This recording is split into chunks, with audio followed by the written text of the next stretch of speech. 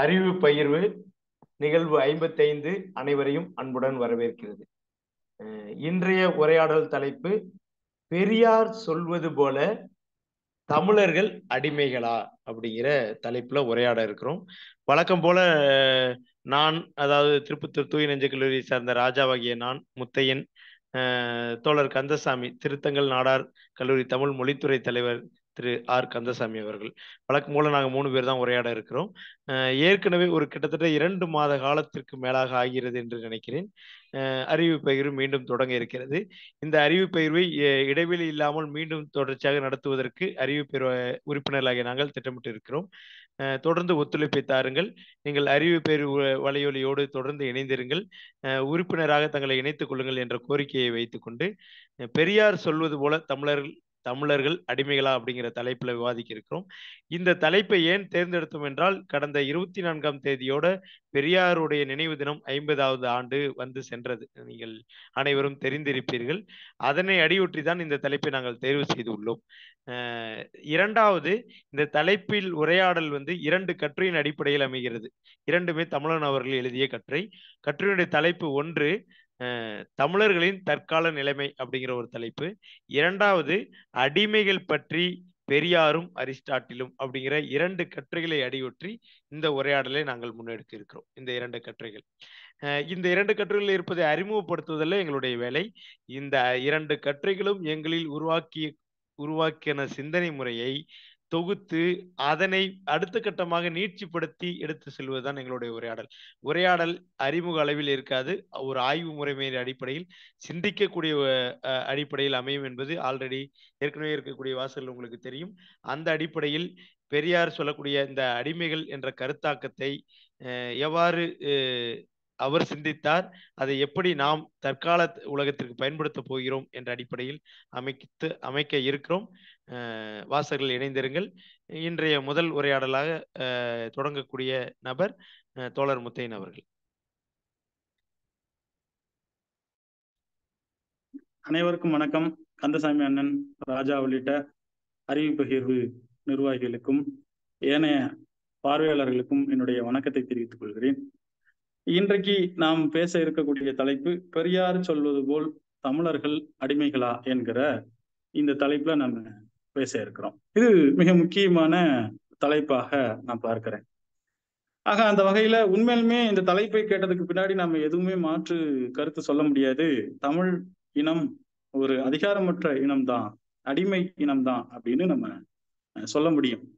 அதை தாண்டி இல்ல எனக்கும் அதிகாரம் இருக்கிறது அப்படின்னு கூப்பாடு வேணா போட்டுக்கலாமே ஒழிய அதை தாண்டி நம்மளால எந்த ஒரு விஷயத்தையும் சாதிக்க முடியல அப்படிங்கிற ஒரு ஆதங்கம் ஒவ்வொருவருடைய மனதுக்குள்ளும் இருக்கிறத நம்மளால பார்க்க முடிகிறது. அந்த அடிப்படையில இன்றைக்கு இருக்கக்கூடிய செயல் திட்டங்கள், இன்னைக்கு இருக்கக்கூடிய மாநில அரசாங்கங்கள், அதுவும் தமிழ் நாட்டினுடைய அரசுகள் செயல்படுத்தக்கூடிய விஷயங்கள் எல்லாம் பார்க்கும்போது தமிழ்நாட்டினுடைய அரசியல் செயல் திட்டங்கள் மற்ற மாநிலங்களுக்கும் செல்கிறது அப்படிங்கிற ஒரு விஷயம்லாம் இருக்கு. அதாவது பெண்களுக்கு உரிமை தொகை கொடுக்கறது, அனைத்து ஜாதியினரும் அர்ச்சகராகிறது முதலான பல்வேறு செயல் திட்டங்கள் பல மாநிலங்களில் இன்றைக்கு நடைமுறைக்கு வந்திருக்கிறது அப்படின்னு பார்க்கும்போது இது ஒரு வகையான தமிழினத்தினுடைய வெற்றி அப்படின்னு நம்ம சொல்லிக்க முடியுமா அப்படின்னு கேட்டா இல்லை அப்படிங்கிற இடத்துல தான் நம்ம இன்னமும் பேசிக்கிட்டு இருக்கிறோம். ஏன் அப்படின்னு சொன்னா, நீட் முதலான நீட்டுக்கு விலக்கு மசோதா அளிக்கக்கூடிய வகையில சட்டமன்றத்துல சட்டங்கள் எல்லாம் நிறைவேற்றி அதை ஒன்றிய அரசுக்கு அனுப்பும் போது அது அதற்கான அதிகாரம், அதற்கான அங்கீகாரம் கிடைத்திருக்கிறதா அப்படின்னு பார்க்கும்போது இல்லை அப்படிங்கிற ஒரு குறைபாடு தொடர்ந்து இருந்து கொண்டே இருக்கிறத நம்ம பார்க்க முடியுது. அதே மாதிரி 2013 காலகட்டங்கள்ல நமக்கு தெரியும், இலங்கை மீது பொருளாதார தடை விதிக்க வேண்டும் என்கிற ஒரு சட்டமன்ற தீர்மானம் தமிழகத்தினுடைய சட்டமன்ற தீர்மானமாக நிறைவேற்றப்பட்டு அதுவும் ஒன்றிய அரசுக்கு அனுப்பப்பட்டது. அதுவும் சரியான முறையில அங்கீகாரம் கொடுக்கப்பட்டதா அப்படின்னு பார்க்கும்போது இல்லை. ஆக இந்த இடத்துல இருந்துதான் நம்ம திரும்ப திரும்ப சொல்ல வேண்டியது இருக்கிறது, தமிழர்களுடைய அரசியல் சூழல் என்பது ஒரு அடிமை மனநிலையில இருந்துதான் இருக்கிறது அப்படிங்கிறத நம்ம பார்க்கலாம். இதற்கு தொடர்ந்து நம்ம உதாரணங்களை சொல்ல முடியும். 2009 இறுதி காலகட்ட போர்ல நம்ம பார்க்கிறோம், ஈழத்துல நடந்தது என்ன அப்படின்னு பார்க்கும்போது அங்க ஒரு 1.5 லட்சம் மக்கள் கொன்றொழிக்கப்பட்டார்கள் அப்படிங்கிறதெல்லாம் நம்ம எப்படி எடுத்துக்கிறது? இது இதுவரைக்கும் நடந்துராத ஒரு விஷயம். நமக்கு தெரியும் வியட்நாம்ல நடந்ததெல்லாம் பயங்கரமான கொடுமையான போர்கள் அப்படிங்கிறதெல்லாம் நம்ம பார்த்திருக்கிறோம். ஆனா அதையும் தாண்டி தமிழர்களுக்கு நடந்தது அப்படின்னு வரும்போது கிட்டத்தட்ட 1.5 லட்சம் மக்கள் கொல்லப்பட்டிருக்கிறார்கள் அப்படின்னு சொல்லும்போது இதை எவ்வாறு புரிந்து கொள்வது என்கிற கேள்வி நமக்குள்ள இருந்துகிட்டே இருக்கு. அப்ப ஒரு காட்டுமிராண்டி இனக்குழுவாக இருக்கக்கூடிய அந்த காலகட்டத்துல கூட இது போன்ற செயல்பாடுகள் நடந்திருக்குமானா கிடையாது. இன்றைக்கு ஒரு தேர்ந்தெடுக்கப்பட்ட அரசாங்கங்கள் இருக்கிறது அப்படின்னு நம்ம பார்க்கிறோம், ஜனநாயக அமைப்புகள் இருக்கிறது அப்படின்னு நம்ம பார்க்கிறோம். இந்த காலகட்டத்துல இவ்வாறு நடந்திருப்பது என்பது அது தமிழனுடைய அடிமை நிலையை சுட்டக்கூடிய ஒன்றாகத்தான் இருக்கிறது அப்படின்னு நம்ம புரிந்து கொள்ள வேண்டிய அவசியம் இருக்கிறது. இன்றைக்கு பெரிய தத்துவங்கள் எல்லாம் வளர்ந்திருக்கிறது, மார்க்சிய தத்துவம் வளர்ந்திருக்குது, அமைப்பியல் சார்ந்த அமைப்பியலுக்கு பிறகான பல்வேறு தத்துவங்கள் வளர்ந்திருக்குது, பின் நவீனத்துவம் முதலான பல்வேறு தத்துவங்கள் எல்லாம் வளர்ந்திருக்கிறது. ஆனாலும் கூட இந்த தத்துவ பின்னணிகளை எவ்வாறு புரிந்து கொள்வது என்பதுல குழப்பங்கள் இருந்துகிட்டே இருக்கு. அப்படி பார்க்கும்போதுதான் ஒவ்வொரு மொழிக்கும் ஒவ்வொரு பிராந்தியத்துக்குமான அரசியல் என்பது முன்னெடுக்கப்பட வேண்டும் அப்படிங்கிற ஒரு விஷயம்.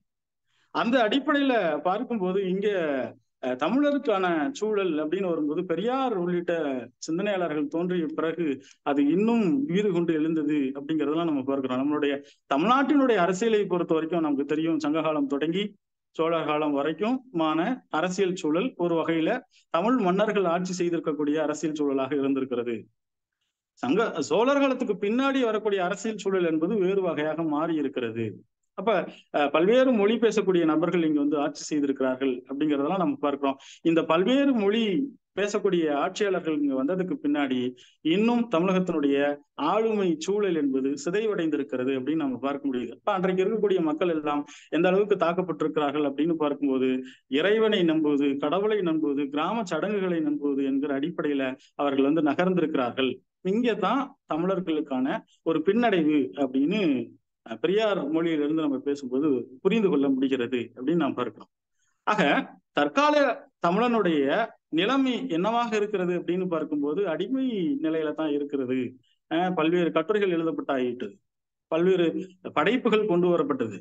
எல்லா படைப்புகள்லையும் என்ன வெளிப்பட்டிருக்கிறது? உதாரணத்துக்கு புதுமை பித்தனுடைய துன்பக்கேணியை பார்க்கும்போது அதுல நமக்கு தெரியும் தமிழர்களுடைய இழிநிலை எவ்வாறெல்லாம் இருக்கிறது அப்படிங்கிறது நமக்கு புரியுது. ஆக அந்த பின்னணியில இருந்துதான் பெரியார் தமிழினத்தை வாசிக்கும் போது பெரியாருக்கு வேறொரு அறிவு வேறொரு அறிவு வந்து வினையாற்றி இருக்கிறது அப்படிங்கிறத நம்மளால புரிந்து கொள்ள முடிகிறது. பெரியார் உலக தத்துவங்களோடு உலக சிந்தனைகளோடும் அவர் வந்து ஒரு விதமான புரிதலுக்கு சென்றிருக்கிறார். உதாரணத்துக்கு சொல்றோம், அரிஸ்டாட்டிலுடைய சிந்தனை நம்ம எடுத்து பார்க்கும்போது அரிஸ்டாட்டிலுடைய சிந்தனை அவர் சொல்றாரு, ஆண்டானும் அடிமையும் என்பது இயல்பான சமூக பிரிவினை என்கிற அளவுல அவர் சொல்லியிருக்கிறார். இது தமிழன் குறிப்பிடக்கூடிய ஒரு மேற்கோள். ஆண்டானும் அடிமையும் என்பது இயல்பான பிரிவாக அரிஸ்டாட்டில் பார்க்கிறார். ஆனா இந்த இயல்பான பிரிவாக சொல்லப்பட்ட சிந்தனை பெரியாருக்கு அப்படியே இயல்பு என்று ஏற்றுக்கொண்டாரா அப்படின்னு பார்க்கும்போது பெரியாருக்கு அவ்வாறு இல்லை. அதை என்ன பண்றாரு, மாற்றி புரிந்து கொள்கிறார். இது எப்படி இயல்பான ஒன்றாக இருக்க முடியும் என்கிற ஒரு கேள்வி அவர்கிட்ட இருக்கிறத நம்ம பார்க்க முடியுது.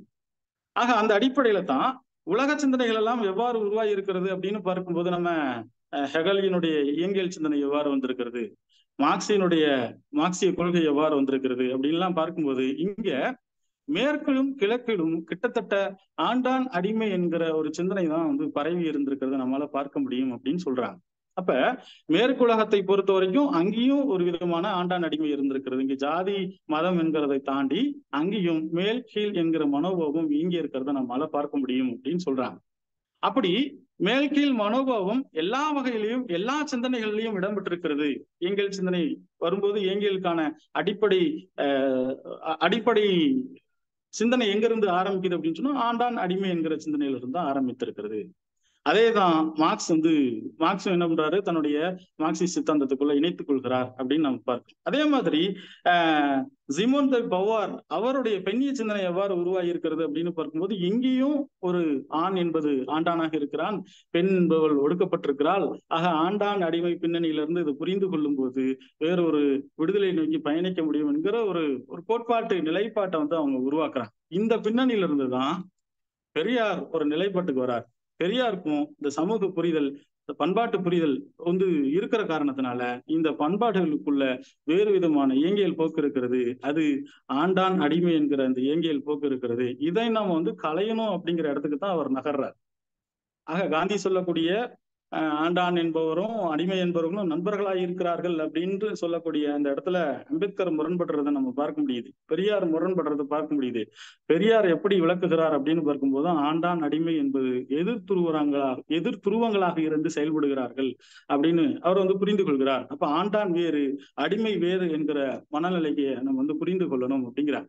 இந்த அடிப்படையில் தான் இன்றைக்கு வரைக்கும் தமிழ்நாடு சட்டமன்றத்திலிருந்து வெளியாகக்கூடிய பல்வேறு செயல் திட்டங்கள் முடங்கி போவதற்கான இடமாக நம்ம பார்க்கிறோம். ஆக அந்த அடிப்படையில் தான் இந்தியா என்பதும் தமிழ்நாடு என்பதும், இந்தியா என்பது ஆண்டான் என்கிற ஒரு சூழலிலும் தமிழ்நாட்டை அடிமை என்கிற சூழலிலும் இருந்து நம்ம புரிந்து கொள்ள வேண்டிய தேவை இருக்கிறது. அப்ப வடநாடு ஆண்டான் என்றால் தென்னாடு அடிமை மனநிலையிலிருந்து பார்க்கிறார்கள் என்கிற அந்த ஒரு விஷயத்தை நம்ம புரிந்து கொள்ளணும் அப்படிங்கிறதுதான். அப்ப மேற்குலக சிந்தனை என்பது ஆண்டான் என்கிற அதிகார பிம்பத்திலையும், கிழக்குலக சிந்தனை என்பது அடிமை என்கிற அந்த பிம்பத்திலையும் இருக்கிறது நம்மால புரிந்து கொள்ள முடிகிறது அப்படிங்கிறதுதான். ஆக இந்த இடத்துல இருந்துதான் பெரியாருக்கு வேறொரு சிந்தனை தேவைப்பட்டிருக்கிறது. ஒவ்வொருவருடைய சுயமரியாதையை வெளிக்கொண்டு வருவது என்பத ஒரு அடிப்படையான விஷயம்.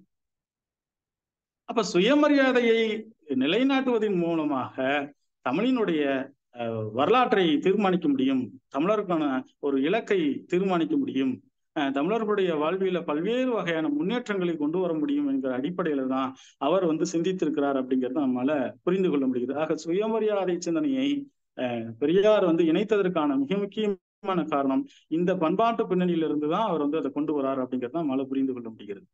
ஆக அப்படி பார்க்கும்போதுதான் இங்க எந்த வகையான தமிழ் மண் எந்த வகையான சூழல்ல நிரம்பி கிடக்குது அப்படின்னு சொன்னா, ஒரு சினிமா மோகம் என்கிறது நிரம்பி கிடக்கக்கூடிய ஒரு சமூகமாக இருக்கிறது.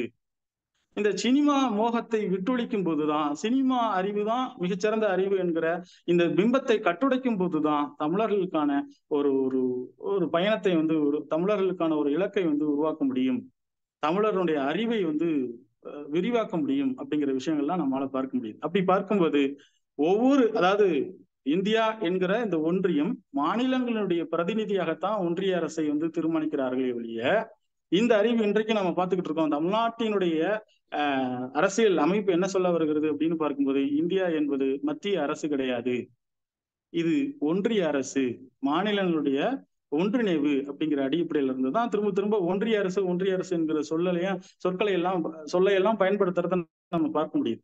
ஆக அந்த அடிப்படையில இங்க இலக்கியங்கள் சொல்லக்கூடிய அறிவு என்பது ரொம்ப முக்கியமானது அப்படின்னு சொல்றாரு. தமிழனை பொறுத்த வரைக்கும் பெரியாருடைய அடிப்படையில இருந்து பார்க்கும்போது, இலக்கியங்கள் சிந்தனைகளின் வாயிலாக பல்வேறு விதமான விடுதலைகளை கட்டமைக்கிறது. ஒவ்வொரு பிராந்தியத்துக்கும் விடுதலை உணர்வு என்பது வேறு ஒரு வகைப்பட்டதாக இருக்கிறது. ஆகையால இலக்கியங்கள் சொல்லக்கூடிய அந்த விடுதலை பற்றியான சிந்தனையை நம்ம தொகுக்கும் பொழுது வேறு வகையான சமூகங்களை, வேறு வகையான மாநிலங்களை நம்மால உருவாக்க முடியும், மொழி ரீதியான சிந்தனைகளை வளர்த்தெடுக்க முடியும், தேசியம் குறித்தான பார்வை மாறுபடும். ஆக இந்த இடத்துலதான் பெரியார் தேசியம் சுயமரியாதை கற்றுக் கொடுத்ததுக்கு பின்னாடிதான் தேசியம் என்கிற சிந்தனை உருவாக்குறார். சுயமரியாதையை வளர்த்தெடுப்பதற்காகத்தான் தனிநாடு என்கிற சிந்தனையே உருவாக்கினார் அப்படிங்கிற விஷயங்கள்லாம் நம்ம பார்க்கோம். ஆக அந்த அடிப்படையில அண்ணா தனிநாடு கோரிக்கைக்கு, தனிநாடு கோரிக்கையை பின்னெடுத்ததற்கான காரணம் அப்படிங்கிறது ஒண்ணு இருக்குதுன்னு சொல்றாங்க. ஆக அந்த அடிப்படையில தமிழ் தேசிய சிந்தனையை வளர்த்தெடுப்பதற்கு அப்படின்னு பார்க்கும்போது பெரியார், அண்ணா, நேசமணி, மாப்போசி, பாரதிதாசன், பிரபாகரனை நம்ம இணைத்து பார்க்கணும். ஏன்னா பெரியார் என்பவர் அடிமை மனநிலை இங்கே இருக்கிறது என்பதை காட்டி கொடுத்த, அதாவது சுட்டி காட்டிய ஒருவராக இருக்கிறார். இந்த அடிமை நிலையிலிருந்து வீறு கொண்டு தமிழனுக்கான ஒரு நிலத்தை உருவாக்க வேண்டும், தமிழனுடைய ஆளுமையை பெருக்க வேண்டும், தமிழருக்கென்று அதிகாரத்தை வளர்த்தெடுக்க வேண்டும் என்கிற இடத்திற்கு நகர்ந்தவர் பிரபாகரன் அப்படின்னு நம்ம பார்க்கிறோம். இப்போ பிரபாகரனையும் பெரியாரையும் விடுத்து நம்மால் என்ன பண்ணிட முடியாது, தேசியத்தை கட்டமைக்க முடியாது, தமிழினுடைய தனித்தன்மையை கட்டமைக்க முடியாது என்கிற ஒரு விஷயங்களை இந்த கட்டுரை முன்வைக்கிறத நம்மால பார்க்க முடியுது. ஆக அந்த அடிப்படையில் வாய்ப்பு கொடுத்த அறிவிப்பகிற்கு நன்றி கூறிக்கொண்டு விடைபெறுகிறேன். நன்றி. தோழர் முத்தையன் அவர்களுக்கு நன்றி. அடுத்ததாக தோழர் கந்தசாமி அவர்கள்.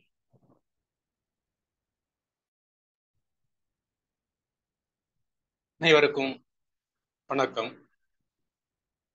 தோழர் ராஜா குறிப்பிட்ட தமிழவன் அவர்களுடைய 2 கட்டுரைகளின் சாராம்சத்தினுடைய அடிப்படையில் ஒரு விரிவான தகவல்களை முத்தையன் தோழர் அவர்கள் பகிர்ந்து கொண்டார். அவர்களுக்கு நன்றிகள். தமிழர்கள் அடிமைகளா என்று தமிழவன் அவர்கள் கட்டுரையின் மூலமாக இந்த காணொளிக்கு ஒரு தலைப்பு கொடுத்திருக்கிறார்கள். இந்த தலைப்பின் அடியாக நாம் பார்க்கின்ற பொழுது ஒரு முடிவுக்கு வர முடியாத பல நொதிப்புகளை நம் அறிவு தளத்தில் ஏற்படுத்துகின்ற வினாவாக இந்த வினா இருக்கிறது என்பதுதான் நான் உணர்கின்ற ஒரு செய்தியாக நான் கருதுகிறேன்.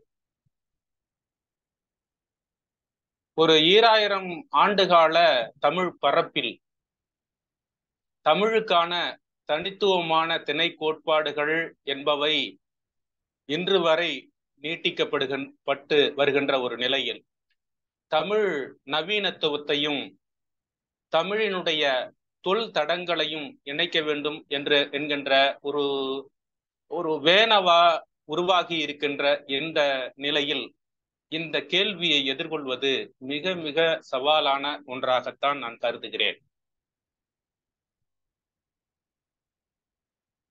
தமிழர்களிடம் அவ்வளவு அணுக்கமான ஒரு தொகையறிவு 2000 ஆண்டு காலத்திற்கு மேற்பட்டதாக நமக்கு இருக்கிறது. இந்த தொகையறிவின் வலிமை ஒப்பீட்டு நோக்கில் பார்க்க போனால் பிறர் எவரிடமும் அதிகமாக இல்லை என்பதை நாம் ஒப்புக்கொள்ள வேண்டும். ஆனால் இந்த தொகையறிவின் வலிமையை தமிழர் அடையாளமாக நாம் பாதுகாத்து வந்திருக்கவில்லை என்ற ஒரு குற்றச்சாட்டைத்தான் தமிழர்கள் அடிமைகள் என்ற ஒரு கூற்றில் பெரியார் வெளிப்படுத்தி இருக்கிறார் என்று நான் கருதுகிறேன்.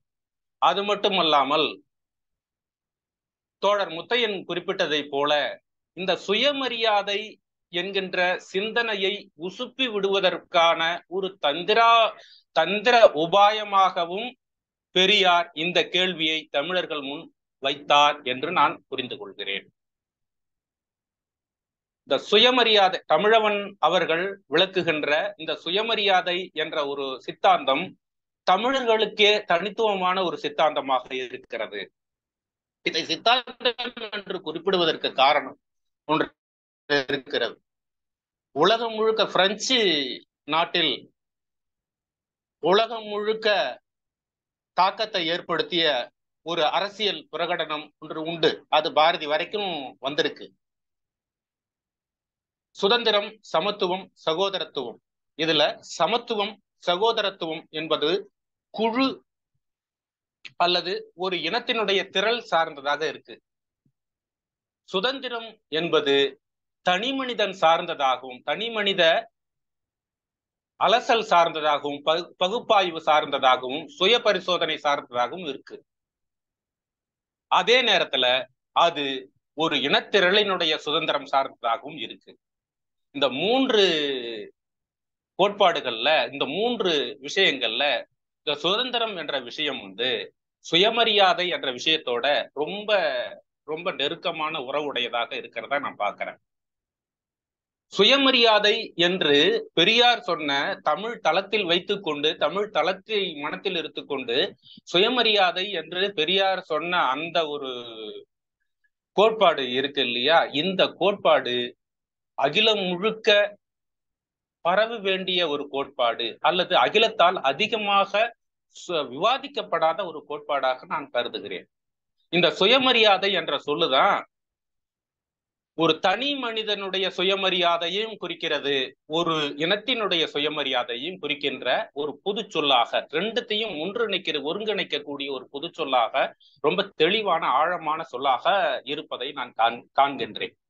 இந்த சுயமரியாதை அப்படின்றத தமிழ் தொகையறிவு தன்னுடைய திணை கோட்பாட்டின் மூலமாக, திருவள்ளுவரின் மூலமாக, இன்னும் கொஞ்சம் நீட்டிக்கிட்டு வந்தாக்க வள்ளலாரின் மூலமாக வலுப்பெற்று வந்திருக்கு. ஒரு சமயம் என்ற இடையீடு வந்தா கூட வள்ளலார் போன்றவர்கள், சித்தர்கள் போன்றவர்கள் அதுல ஒரு மாற்றத்தை ஏற்படுத்தி இருக்கிறாங்க. அப்படின்ற இடத்துல அயோத்திதாச பண்டிதர், பெரியார் என்று நாம் தமிழ் தொகையறிவுல இந்த சுயமரியாதை என்ற ஒரு தன்மையை நம்ம கண்டுபிடிக்க முடியும். இந்த சுயமரியாதை என்ற சொல் இந்த தமிழ் வரலாற்றுல, தமிழ் இலக்கிய வரலாற்றுல, தமிழ் சமூக வரலாற்றுல, தமிழ் ஆளுவோர் வரலாற்றுல இல்லாம இருந்திருக்கலாம். ஆனால் அதனுடைய தடங்கள் தான், சுயமரியாதை என்ற வார்த்தையினுடைய பொருண்மை தடங்கள் தான் தமிழ் இலக்கிய வரலாறு, தமிழ் சமூக வரலாறு, தமிழக வரலாறு என்று நான் புரிந்து கொள்கிறேன். அதை மிக அற்புதமாக கண்டடைந்தவர் பெரியார் என்று நான் கருதுகிறேன். இந்த இடத்துல இத ஒரு விளக்கமாக நாம் நிறுத்தி கொண்டு, தமிழர்கள் ஏன் அடிமைகள் ஆனார்கள், பெரியார் ஏன் தமிழர்களை அடிமைகள் என்று சொன்னார் என்று சொன்னால்,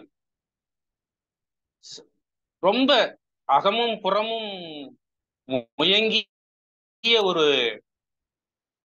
தமிழர்களுடைய அடையாளமாக இருக்கின்ற ஒரு காலகட்டத்துல ராசசூயம் வேட்ட பெருநர் கிள்ளி, பல்யாக சாலை முதுகுடுமி பெருமழுதி போன்ற பெருமன்னர்கள், பெருவேந்தர்கள் பார்ப்பனர்களுக்கு தமிழகத்தை ஒரு பட்டு கம்பளம் விரித்து அவர்களை தமிழகத்தில் அழைத்தார். முதல் கட்டுரையில, தமிழனுடைய முதல் கட்டுரையில இருக்கின்ற இந்த ஆண்டான் அடிமை மனோபாவம்னு ஒன்னு சொல்றாங்க இல்லையா, அந்த ஆண்டான் அடிமை உறவை உருவாக்கியவர்களாக நான் சங்க இலக்கியத்துல இந்த பெருநர் கிள்ளி, ராசசூயம் வேட்ட பெருநர் கிள்ளியையும், அதுக்கு அடுத்தது இந்த பல்யாக சாலை முதுகுடுமி பெருவழுதி என்ற பாண்டிய மன்னனையும் சொல்ல முடியும். இப்படி பலர் இருந்திருக்கிறாங்க. இது தமிழ்நாட்டினுடைய தலையெழுத்தையே தலைகீழாக மாற்றியது. தலையெழுத்து அப்படின்னு சொல்றதை விட தமிழ்நாட்டினுடைய தத்துவ பின்புலத்தை தலைகீழாக மாற்றியது, அதற்கு ஒரு அடிகோல் ஆகியது. அதனுடைய உச்சநிலை சோழர்கள், பிற்கால சோழர்கள் காலத்துல, ராஜராஜ சோழன் காலத்துல இருந்து வருது. அப்போ நம்ம வரலாற்றையே மாத்தி பார்க்க வேண்டிய ஒரு இதுல இருக்கு. எல்லாத்துக்கும் நாம என்ன சொல்லிட்டு இருக்கிறோம், பார்ப்பனர்கள் நம்மை அடிமைப்படுத்தினார்கள், பார்ப்பனர்களுடைய மேலாதிக்கம் தமிழர்களை அடிமைப்படுத்தியது, பிறரை அடிமைப்படுத்தியதை போல தமிழர்களை அடிமைப்படுத்தியது அப்படின்னு சொல்றாங்க இல்லையா. இங்க நான் கொஞ்சம் லேசா விலகி நான் என்ன சொல்றேன் அப்படின்னா, தமிழர்கள் பார்ப்பன மேலாதிக்கத்தை ஏற்றுக்கொண்டார்கள், ரிசீவ் பண்ணிக்கிட்டாங்க. இந்த ரிசீவிங் ப்ராசஸ் இருக்கு இல்லையா, இது தமிழக வரலாற்றை மிக மோசமாக பாதித்தது. இந்த ரிசீவிங் கெப்பாசிட்டி, இந்த மனோநிலை இருக்கு இல்லையா, இதுதான் தமிழர்களுடைய அடிமை மனோநிலைக்கான அடிப்படை காரணம். அது இன்னைக்கு வரைக்கும் பலவிதமா தொடர்ந்துகிட்டு இருக்கு. பெரியார் அதை நுணுக்கமாக கண்டறிந்தார். அதனாலதான் அவர் மதத்தை மறுதலித்தார். மதத்தை மறுதலிப்பதன் மூலமாக அவர் என்ன பண்ணார் அப்படின்னா, தமிழ் சூழலுக்குள்ளார மதத்தை பின்பற்றுகின்ற ஆட்சி அதிகாரங்களையும் ஆட்சி முறைமையையும், இந்த நால்வர்ண முறைமையை அவர் மறுதலிக்கிறார் என்று இந்த இரண்டு கட்டுரைகளின் மூலமாக நான் புரிந்து கொள்கிறேன்.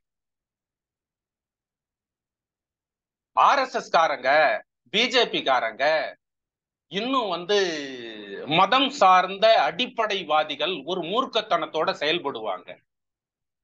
மிகப்பெரிய ஒரு பாரம்பரியத்தை உடைய, மிகப்பெரிய ஒரு தொகை அறிவை உடைய தமிழர்கள் ஏன் அந்த மூர்க்கத்தனத்தை வைத்திருக்கவில்லை? ஏன் ஒரு சுய பரிசோதனையை செய்யவில்லை?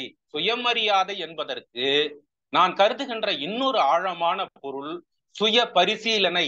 நான் யார், நான் என்ன செய்ய வேண்டும், நான் எதற்கு தலை வணங்க வேண்டும், எதற்கு அடிபணிய கூடாது என்ற பகுப்பாய்வு தனி மனித நிலையிலும் நிகழ வேண்டும். அதே போல சமுதாய நிலையிலும், தான் சார்ந்திருக்கும் சமுதாய நிலவியல் நிலையிலும் நிகழ வேண்டும். இந்த நிகழ்ச்சியை, இந்த ஒரு அற்புதமான ஒரு செயல் திறனை நாம் இழந்து நிற்கிறோம். நம்முடைய தோழர் முத்தையன் சுட்டிக்காட்டியது போல இந்த இடத்தை நாம் இழந்து நிற்கிறோம். இதற்கான காரணம், நாம் அடிமைகளாக இருந்திருக்கிறோம், அடிமைகளாக இருக்கிறோம். நவீன தன்மையில் அது தொடர்ந்து வந்து கொண்டிருக்கிறது. இன்று ஒரு வீடு வாங்க வேண்டும், ஒரு வசதியான வாழ்க்கை வாழ வேண்டும் என்றுதான் நாம் கருதுகிறோமே தவிர ஒரு ஒரு சுயமரியாதையான வாழ்க்கையை நாம் வாழ வேண்டும் என்று நாம் நினைக்கவில்லை. இந்த சுயமரியாதையை நாம் அடிமைத்தனத்தால் நாம் இழந்திருக்கிறோம், அல்லது விட்டு கொடுத்திருக்கிறோம், அல்லது காவு கொடுத்திருக்கிறோம். இந்த காவு கொடுத்த இந்த நவீன தன்மை பெரியாருக்கு பிறகான தமிழவன் குறிப்பிடுகின்ற 21ஆம் நூற்றாண்டினுடைய அல்லது 20ஆம் நூற்றாண்டினுடைய பகுதியை நான் எப்படி தமிழர்களுடைய இந்த அடிமை வாழ்க்கையை நான் எப்படி புரிந்து கொள்கிறேன் என்றால், இவர்கள் பட்டினியால் சாவது இல்லை, மிகப்பெரிய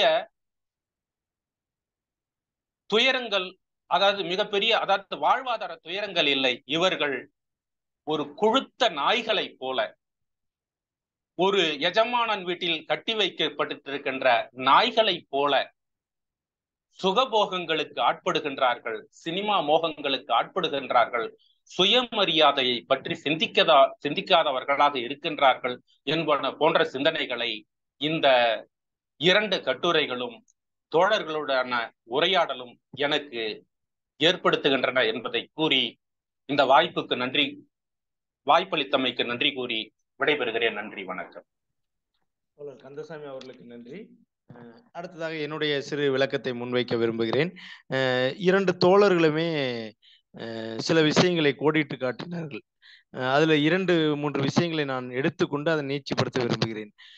தமிழர்கள் தனித்துவமானவர்கள் அப்படிங்கிறத முத்தையன் தோழருடைய வாசகத்திலையும் வந்தது. கந்தசாமி தோழர் அதை என்ன சொன்னாங்கன்னா, அதுல ஒரு தொகையறிவு இருந்திருக்கு, அது இன்றைக்கு வரைக்கும் தொடருது அப்படிங்கிறத ஒண்ணு சொன்னார்.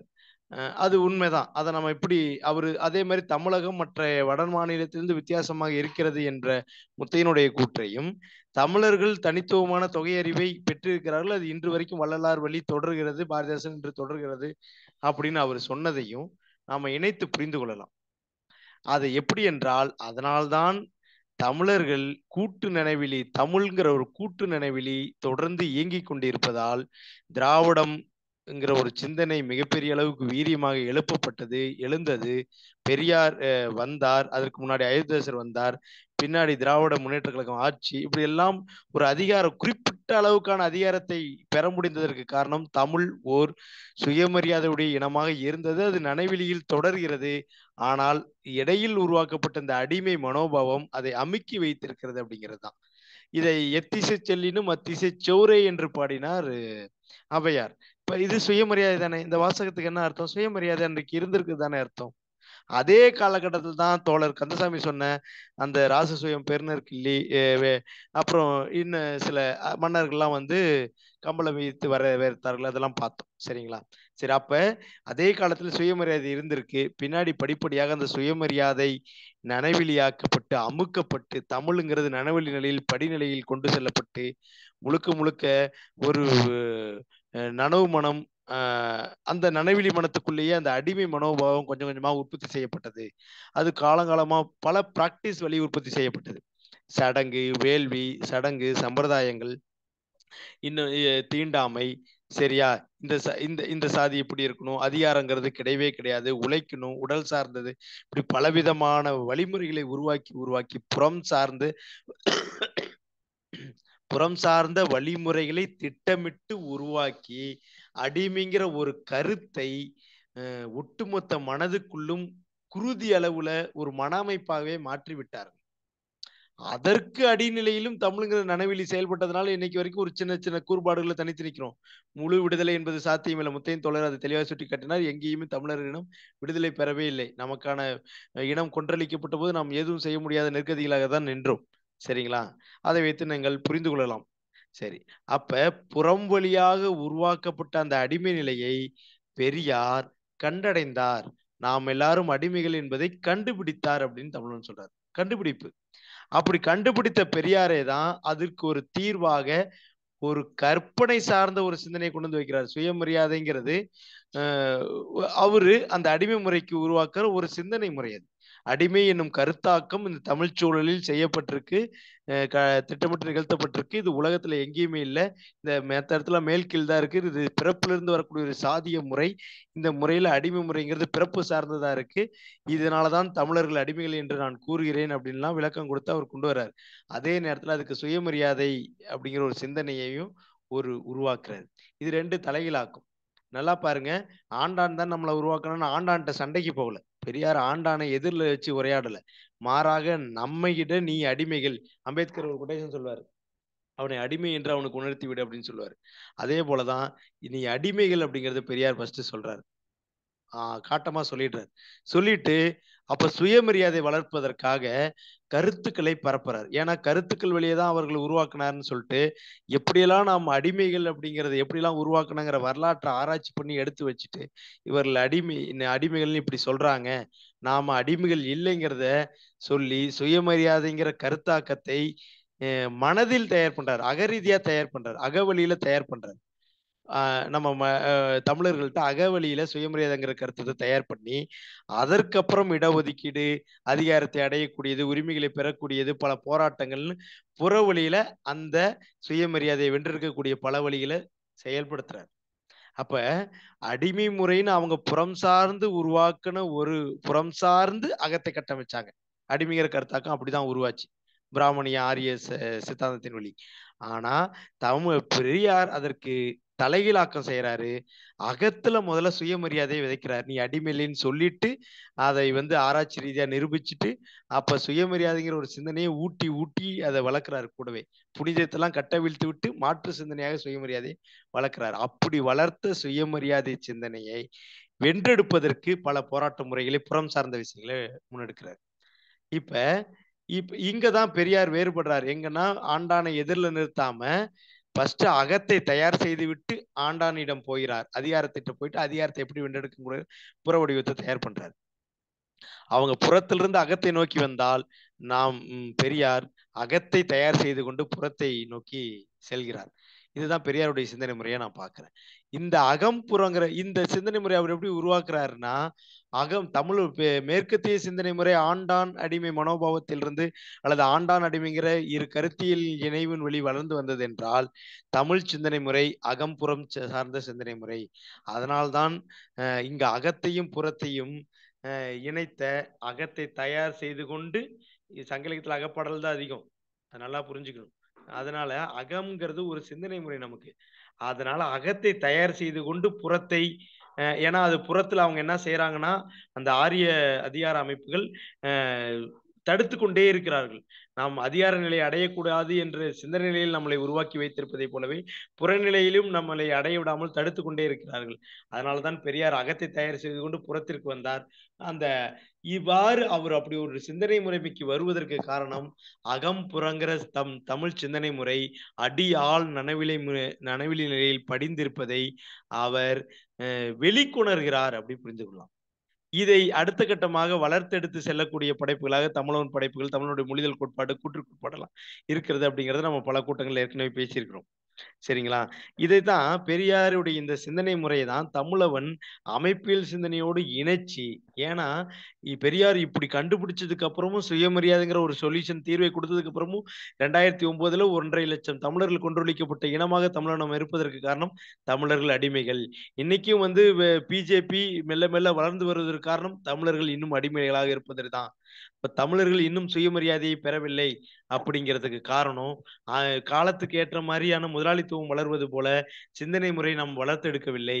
அப்ப அமைப்பியல் சிந்தனையை பெரியாரியத்தோடு இணைக்கக்கூடிய வேலையை இந்த கட்சிகள்லாம் செய்யல, வெற்று வார்த்தைகளோட செய்து கொண்டிருக்கின்றன.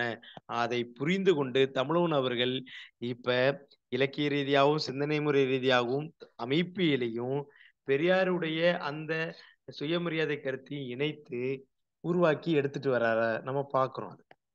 அந்த வேலையை தான் நம்ம செய்யணும். அமைப்பில் என்ன செய்யுது? மொழிதான் இங்க அனைத்து, மொழிதான் சிந்தனை, மொழி வேறு கருத்து வேறல்ல அப்படிங்கிறது அமைப்பியல். இங்க மொழி அப்ப நம்ம பேசக்கூடிய மொழியவே தயார்படுத்த வேண்டியிருக்கு. மொழியவே நம்ம சுயமரியாதையுடைய மொழியை உற்பத்தி செய்ய வேண்டியது இருக்கு. இப்ப அமைப்பியலை புரிந்தால்தான் பெரியார் சுயமரியாதை என்ற கருத்தாக்கத்தை உற்பத்தி செய்தார், சிந்தனை முறையை உற்பத்தி செய்தார். அவர் அந்த சிந்தனை முறையை நாம் மொழியில் உற்பத்தி செய்ய வேண்டியது இருக்கிறது. அப்ப அந்த உற்பத்தி முறையை மொழியில் செய்ய வேண்டியது இருக்கு என்றால் அமைப்பில் குறித்த அறிவு நமக்கு தேவை. அப்ப ஏன்னா மொழி வேறு கருத்து வேறு அல்ல, மொழிதான் கருத்து, அதுதான் அமைப்பியல். அப்ப அந்த மொழி மையவாத சிந்தனையினூடாக சுயமரியாதை என்னும் கருத்தை விதைக்கும் போது நம்மளுடைய மனம் மொழியால் ஆனதுங்கிற அந்த லக்கானிய சிந்தனை அடிப்படையில் நம்மளுடைய மனம் சுயமரியாதையில் ஆனதாக மாறும். நம்மளுடைய மனம் முழுக்க சுயமரியாதையால் இட்டு நிரப்பும் போது அப்ப நம்ம புற உலகத்தை எளிதில் வீழ்த்த முடியும். எளிதில் ஒவ்வொரு தனி மனிதனும் தன்னுடைய பங்களிப்பை செய்ய முடியும். இன்னைக்கு 10 பேத்துல ஒருத்தர் செஞ்சிட்டு இருக்காங்க, அல்லது 50 பேத்துல ஒருத்தர் செஞ்சிட்டு இருக்காங்க. அவர் மீண்டும் மீண்டும் அவருடைய சுயமரியாதை தட்டி கழிக்கப்படுகிறது, ஓரம் கட்டப்படுகிறார், தண்டனைக்கு உள்ளாக்கப்படுகிறார், அவரால் எதிர்த்து போராட முடியவில்லை, அவர் புறமுதுக்கப்படுகிறார் அப்படிங்கிறத நம்ம பார்க்கிறோம். அப்ப இதை வெற்றி கொள்வதற்கு நாம் எல்லா மனங்களையும் சுயமரியாதையுடைய மனங்களாக உற்பத்தி செய்ய வேண்டும். அப்ப சுயமரியாதை சார்ந்த உரையாடல்கள், சுயமரியாதை சார்ந்த படைப்புகள், சுயமரியாதை சார்ந்த சிந்தனை பெருக்கங்கள் பல தளங்களிலும் நிலவ வேண்டும். இதழ்கள் எல்லாத்தையும் இது நம்மகிட்ட இருக்கு, கருத்தியல் ரீதியாக இருக்கிறதே தவிர மொழியியல் ரீதியாக இல்லை. இதனை நாம் இட்டு நிரப்ப வேண்டிய காலகட்டத்தில் வாழ்ந்து கொண்டிருக்கிறோம். நாம் நம் மனங்களை, சுயமரியாதையுடைய மனங்களை உற்பத்தி செய்ய வேண்டிய காலகட்டத்தில் வாழ்ந்து கொண்டிருக்கிறோம்.